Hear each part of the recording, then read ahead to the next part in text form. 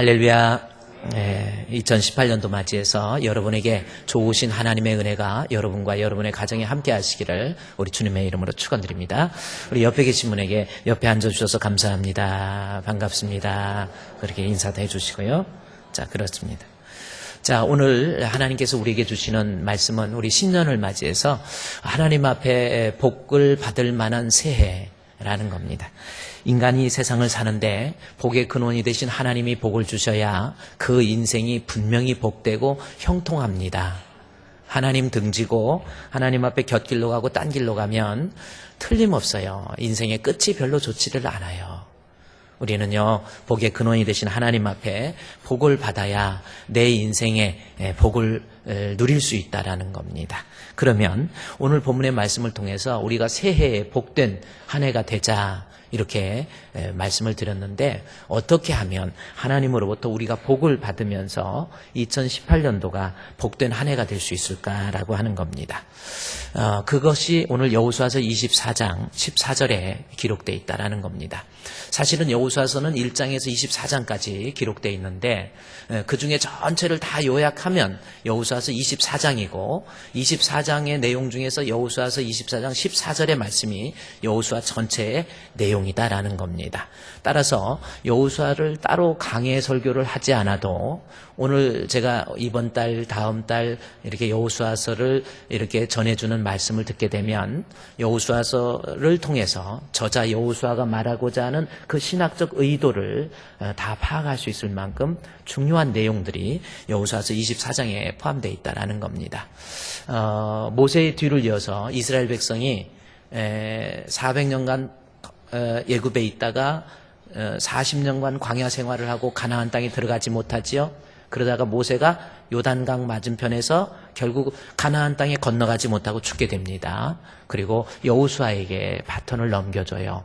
이제 새로운 지도자 여호수아가 드디어 가나안 땅에 들어가요. 들어가서 7년에 걸쳐서 전쟁을 치르지요.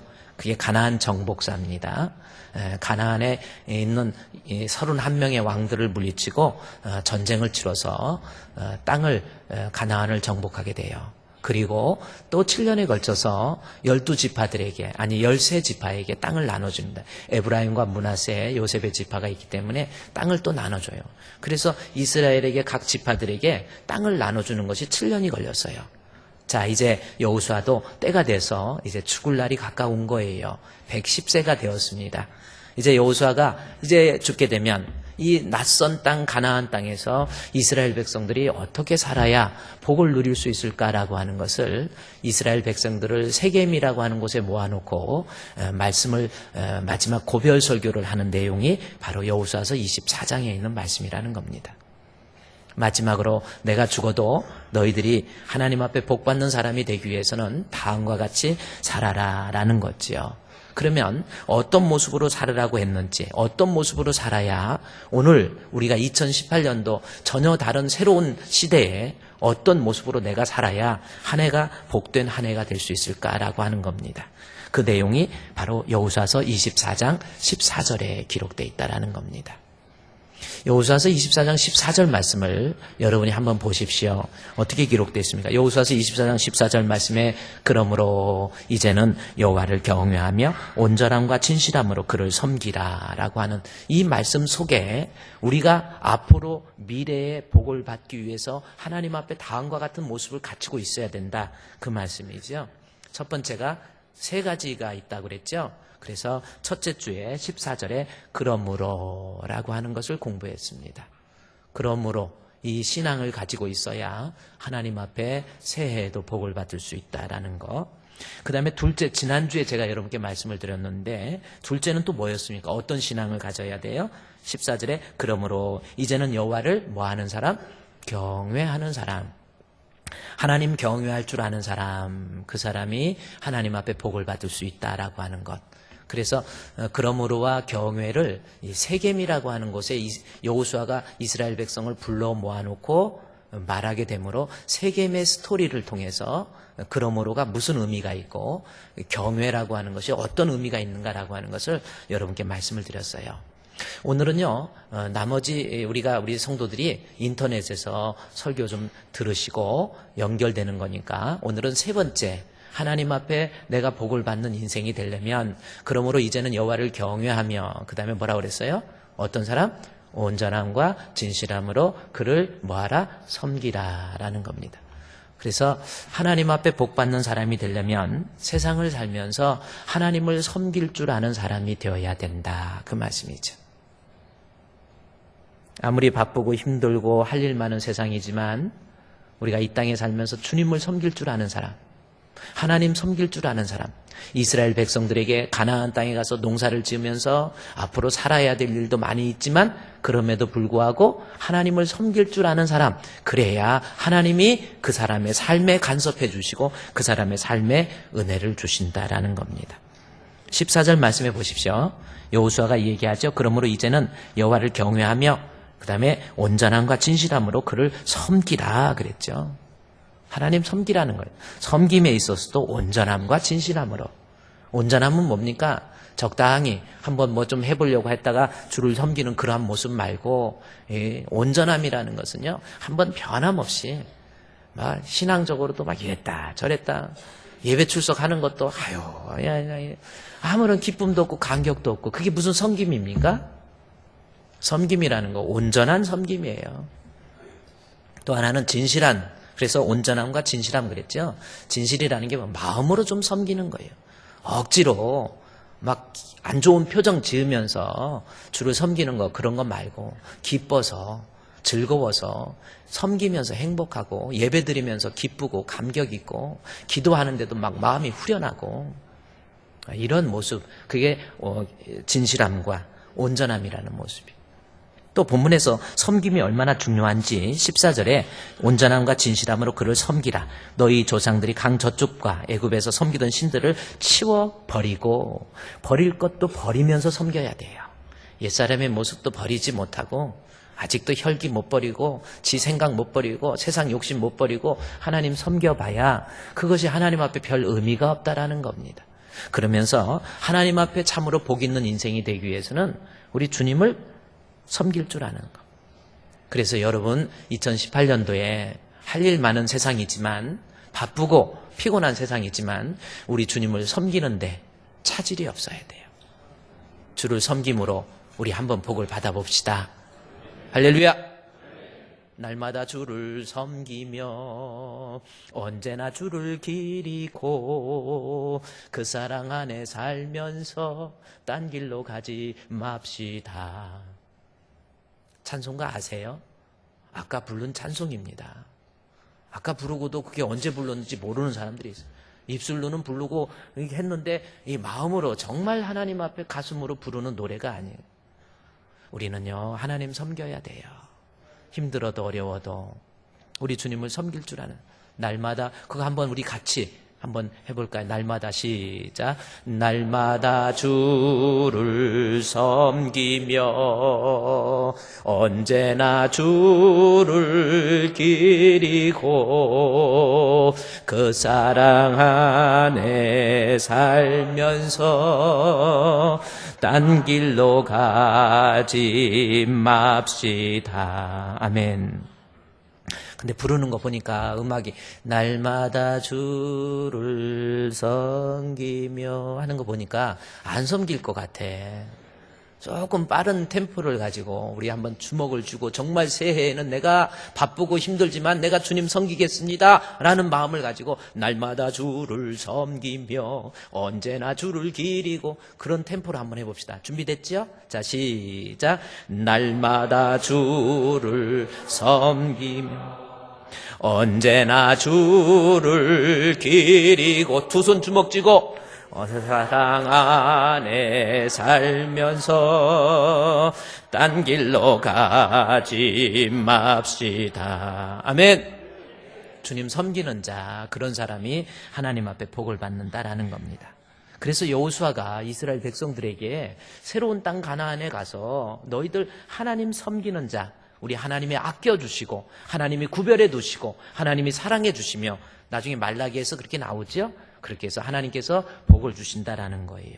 자, 하나님 섬기라 14절에 나오니까 그러면서 여호수아가 대단한 결단을 합니다. 자, 이제 성경 강해니까 보면 14절에 우리 하나님을 애굽에서 섬기던 신들을 치워버리고 여호와만 섬기라. 그랬더니 15절 말씀에 여호수아가 이게 만일 여호와를 섬기는 것이 너희에게 좋지 않게 보이거든 너희 조상들이 강 저쪽에서 섬기던 신들이든지 또는 너희가 거주하는 땅에 있던 아모리 족속의 신들이든지 너희가 섬길 자를 오늘 택하라. 오직 나와 내 집은 여호와를 섬기겠노라. 자, 그러면 본문에 있는 15절의 말씀을 우리가 읽었죠? 이 말씀을 통해서 여러분에게 느껴지는 느낌이 뭐예요? 여호수아가 나와 내 집은 여호와 섬기겠다. 너희들 여호와 하나님을 섬기든지 아니면 이방의 신들을 섬기든지 둘 중에 하나 선택하라. 그렇게 나와 있죠? 이 말씀은 무슨 뜻이에요? 그래, 내가 하나님 섬길 텐데 너희들은 둘 중에 하나 하나님을 섬기든지 이방 신들을 섬기든지 둘 중에 하나 해. 그 뜻입니까? 무슨 뜻이에요 이게? 백성들에게 한번 네가 둘 중에 하나를 선택해라. 그 뜻입니까? 아니에요. 하나님 섬김에 있어서 선택의 여지가 없다라고 하는 강한 반어적 표현을 오늘 이렇게 한 거예요.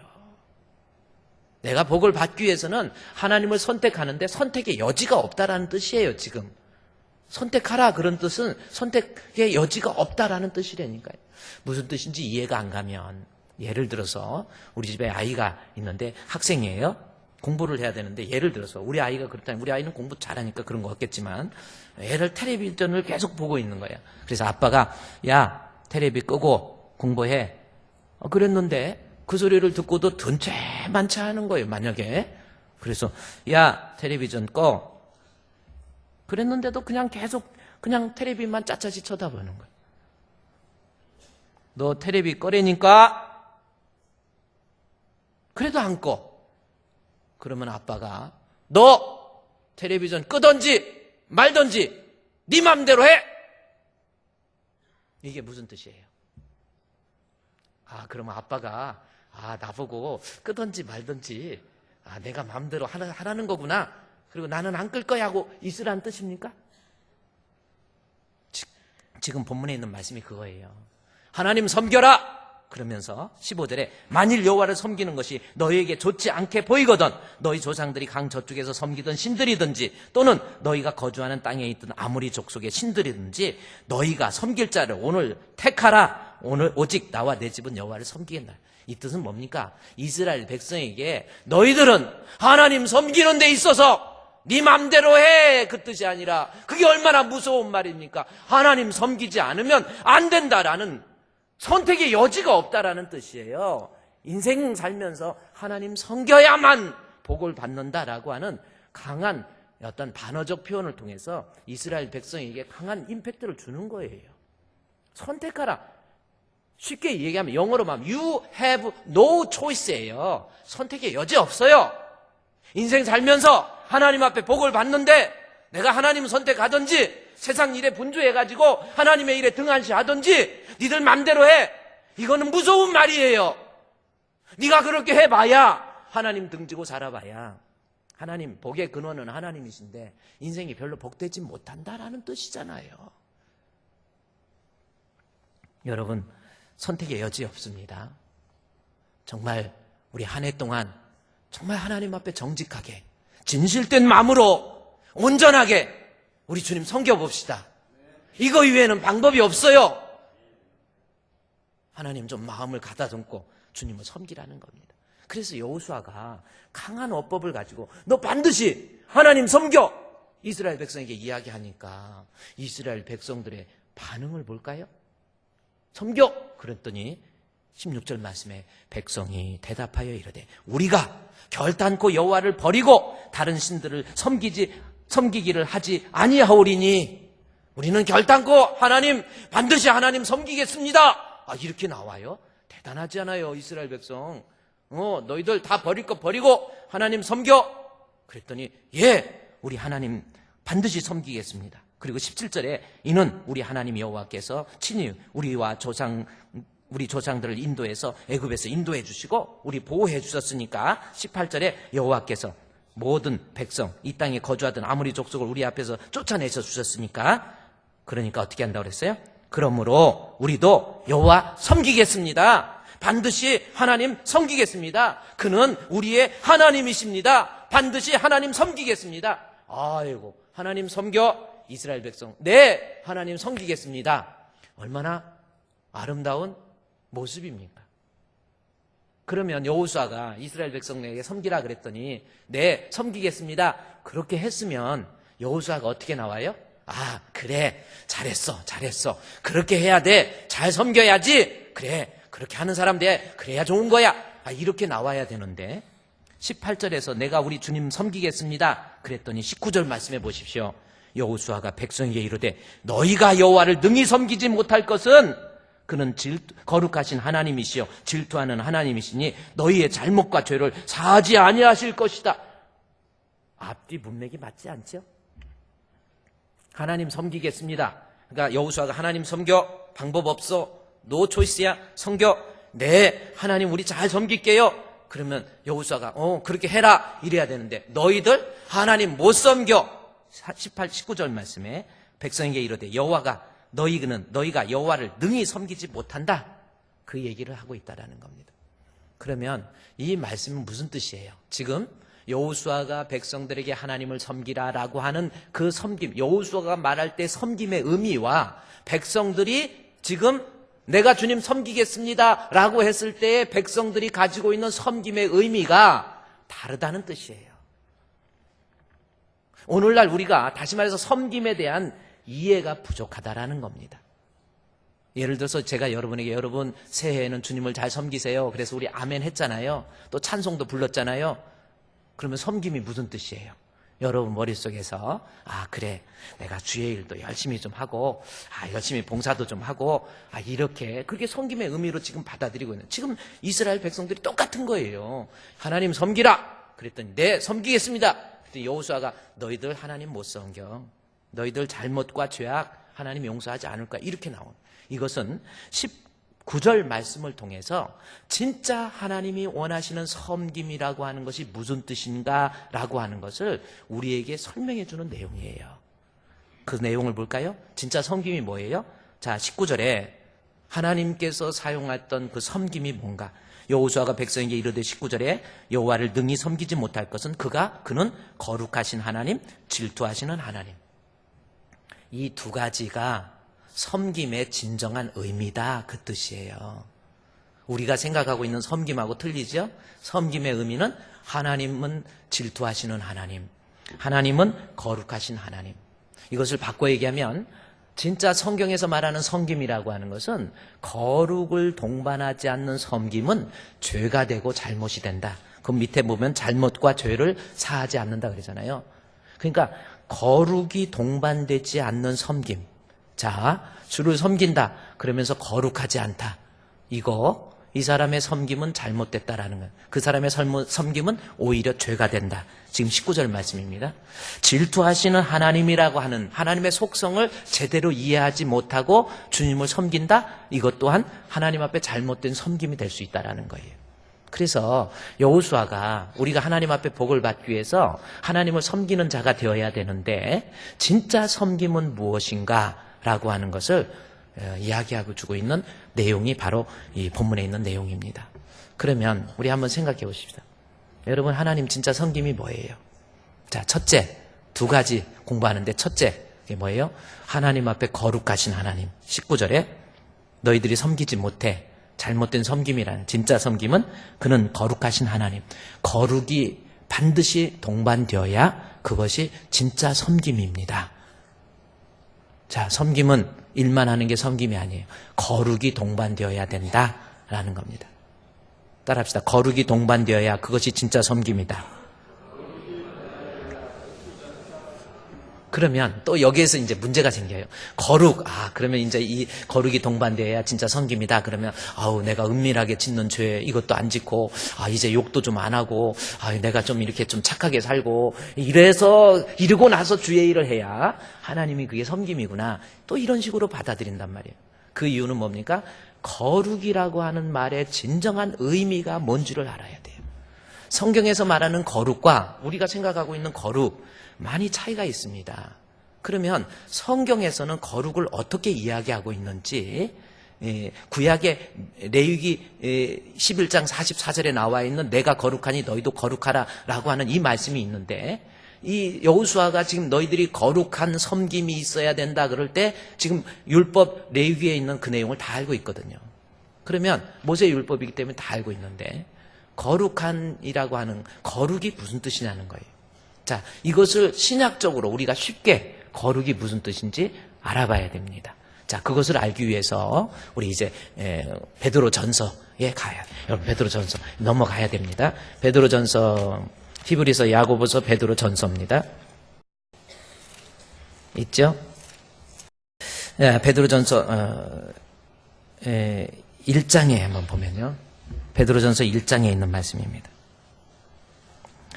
베드로전서 1장에 있는 말씀에 보면 거기 기록되어 있어요. 14절부터 15절 말씀에 보면 16절부터 봅시다. 기록되었을 때 내가 거룩하니 너희도 거룩할지어다.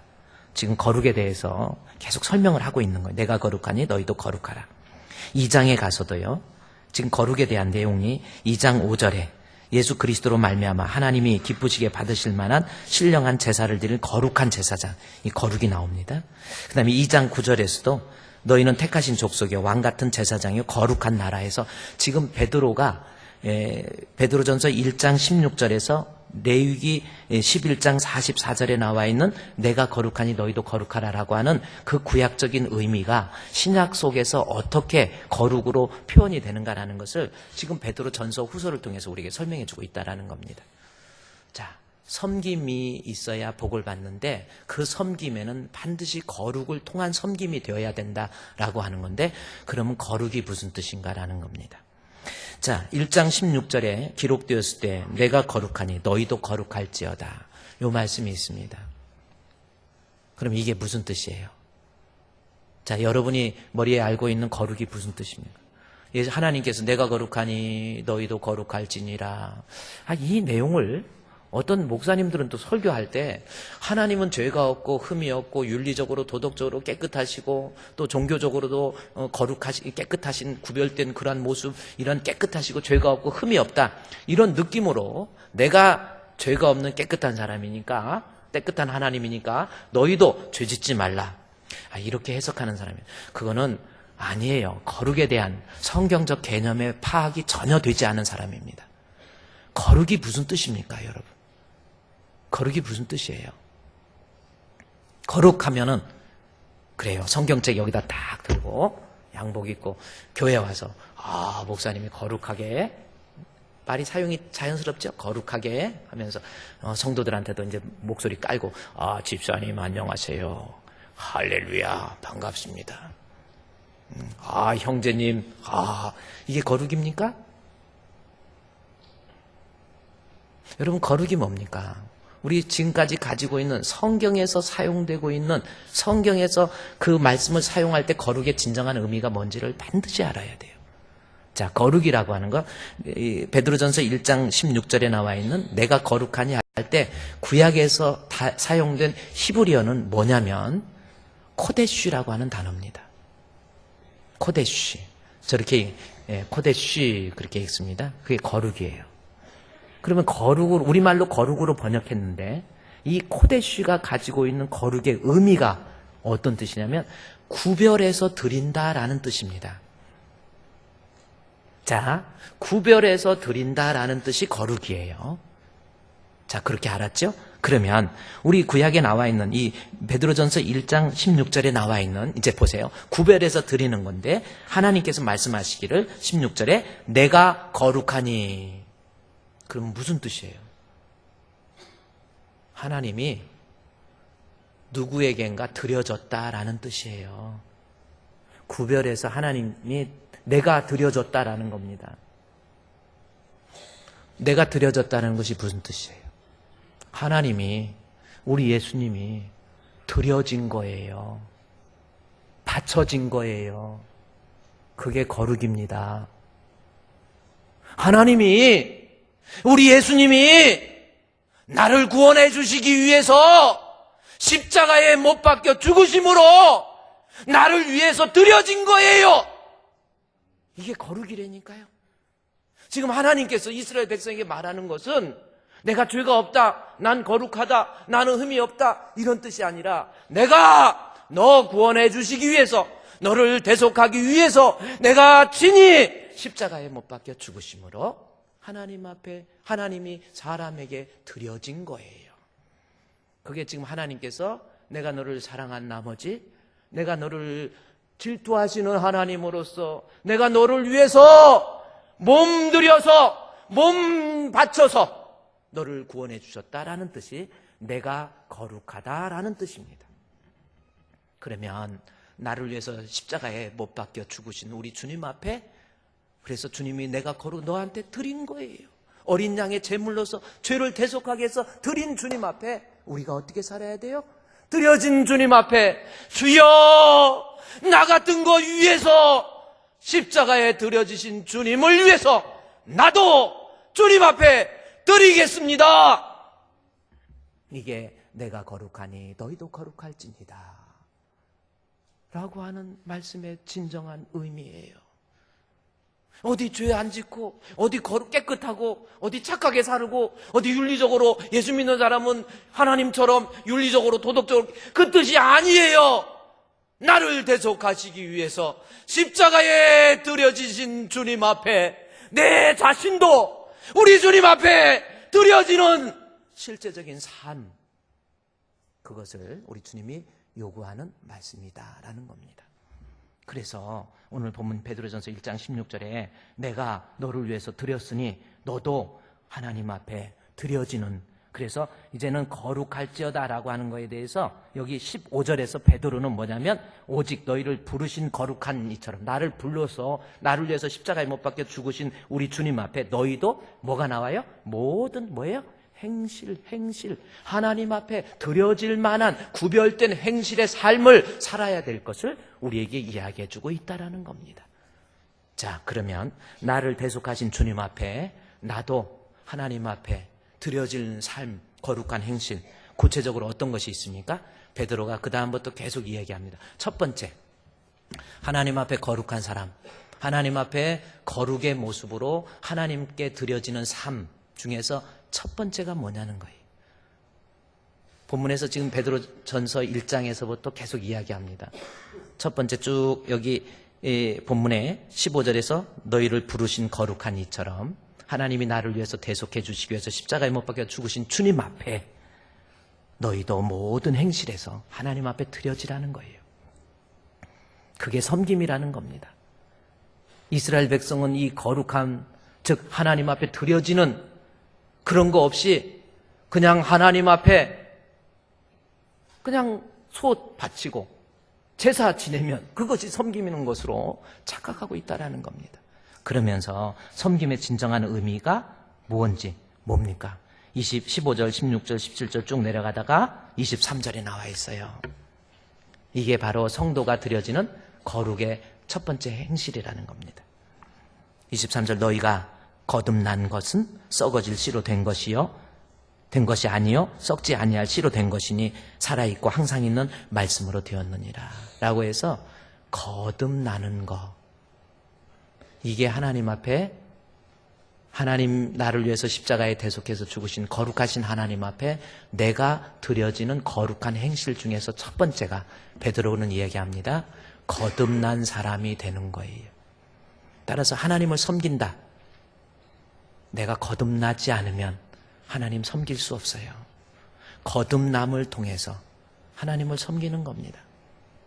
그래요. 이스라엘 백성들이 생각할 때 그냥 소 잡아서 비싼 소 잡으면 하나님이 더 잘 받고 예배 제사 지내면 그것이 하나님의 섬김으로, 오늘날 그렇습니다.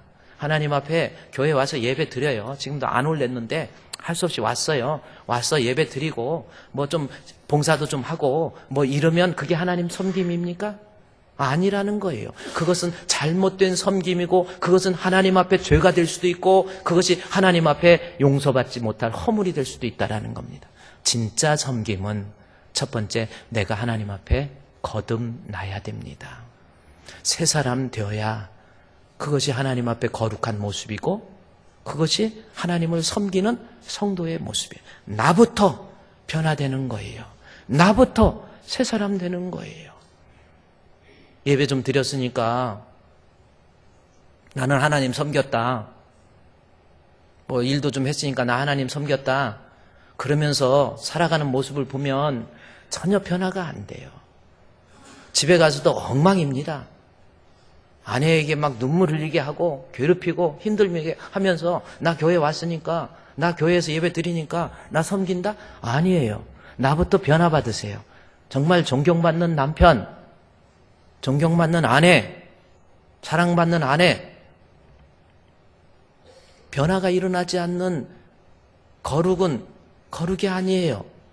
변화가 동반되지 않는 섬김은 섬김이 나부터 변화돼야 돼. 내 집안에서부터. 존경받는 아버지,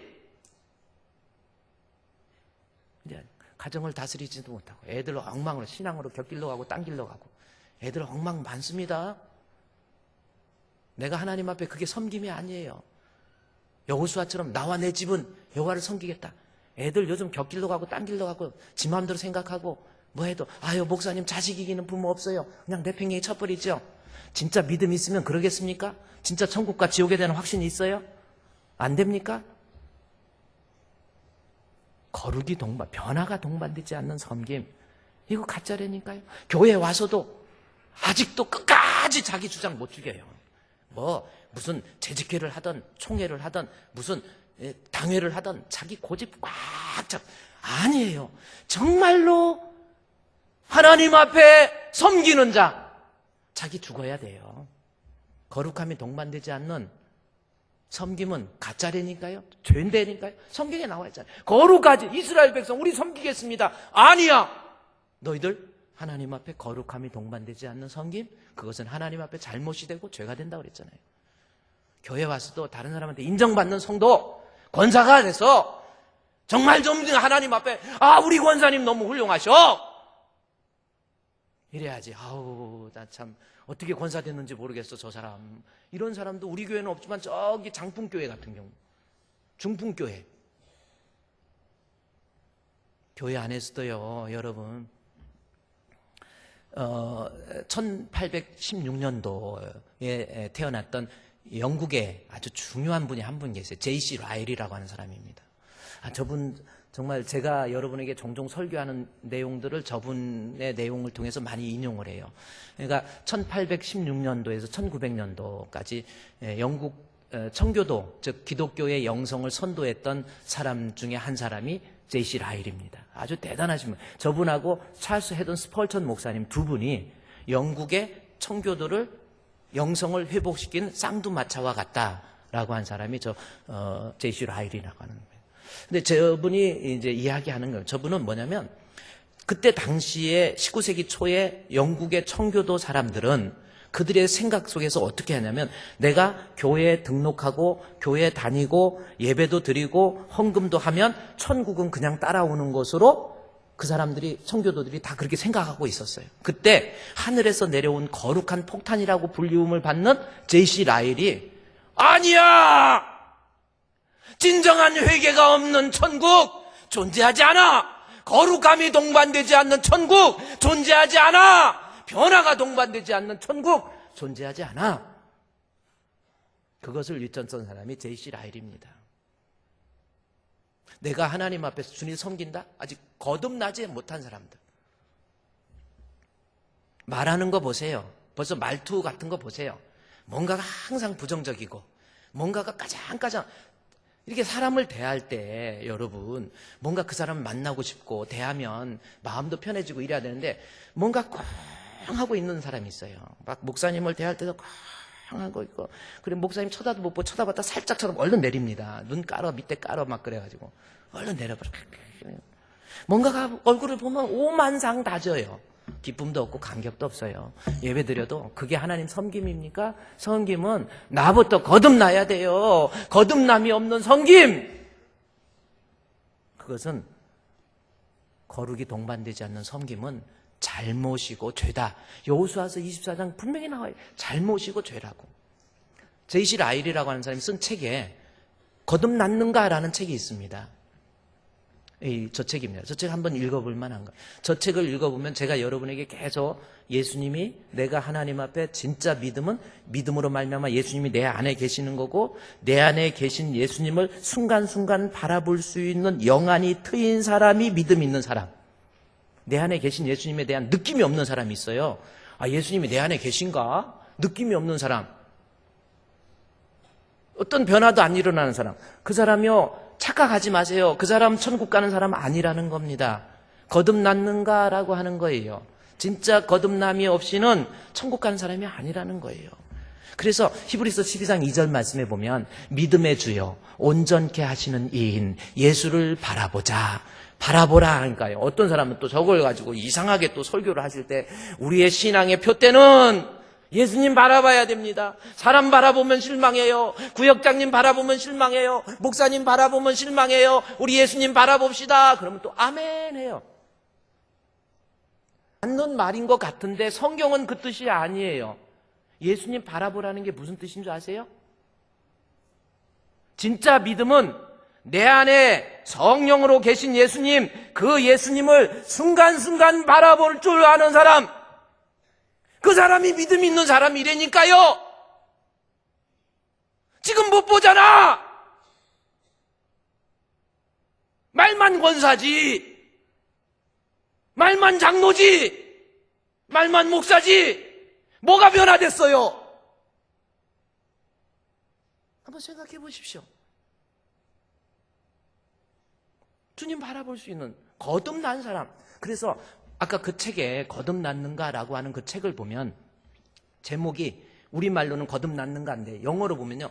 being born again 그렇게 됐어요. 여러분이 좀 생소할 수 있어도 born again은 거듭난다는 거고 be born again은 거듭나라라는 명령형이 되지만 being born again 하는 것은 분사를 쓰고 있거든요. 현재 분사는 계속해서 진행되는 거예요. 그러니까 내가 예수를 믿고 회심하는 것은 단회적이지만 예수를 믿고 회심하는 그 순간부터 하루하루 시간이 갈수록 세월이 갈수록 믿음 생활하면 할수록 주님 가까워지고 예수님께 가까이 다가가는 모습, 이게 거듭나는 거예요. 진행, being born again입니다. 진행이 돼야죠. 어떤 사람은 교회에 와셔서 하나님 한 주간 동안 생각해 보니까 너무 죄를 많이 졌어요. 하나님 용서해 주세요 하고 회개를 합니다. 좋습니다. 근데 다음 주에도 또 똑같이 하나님 또 똑같은 죄를 졌습니다. 하나님 용서해 주세요. 다음 주에도 똑같이 하나님 죄를 졌습니다. 용서해 주세요. 아니에요.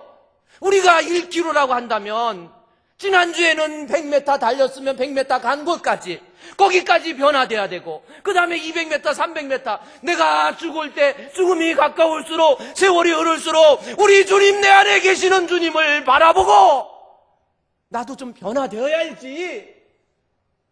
아직도 내 마음속에 미움을 해결하지 못해요. 목사님, 나 내 자존심이 있어서 그 사람 용서 안 해요. 그래요, 잘났어요. 못났어요.